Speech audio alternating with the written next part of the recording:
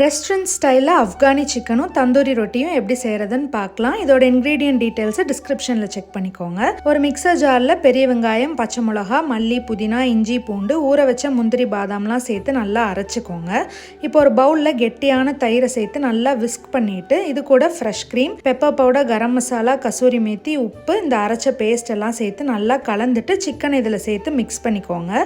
சிக்கனை நல்லா மிக்ஸ் பண்ணிவிட்டு அது கூடவே கொஞ்சம் கறித்துண்டும் நெய்யும் சேர்த்து ஸ்மோக் பண்ணிட்டோம்னா அந்த ஃப்ளேவர் சூப்பராக கிடைக்கும். இது மேரினேட் ஆகட்டும். இது ஊறுறதுக்குள்ளே நம்ம மாவு பிசைஞ்சிக்கலாம். ஒரு பவுலில் மைதா, உப்பு, சர்க்கரை, பேக்கிங் சோடா, பேக்கிங் பவுடர்லாம் சேர்த்து கலந்துட்டு கெட்டியான தயிரும் சேர்த்து மிக்ஸ் பண்ணிக்கோங்க. தண்ணி கொஞ்சம் கொஞ்சமாக சேர்த்து சாஃப்டான மாவாக பிசைஞ்சு இதில் கொஞ்சமாக எண்ணெயும் சேர்த்து நல்லா மிக்ஸ் பண்ணி 1.5 மணி நேரம் அப்படியே ஊற விட்டுருங்க.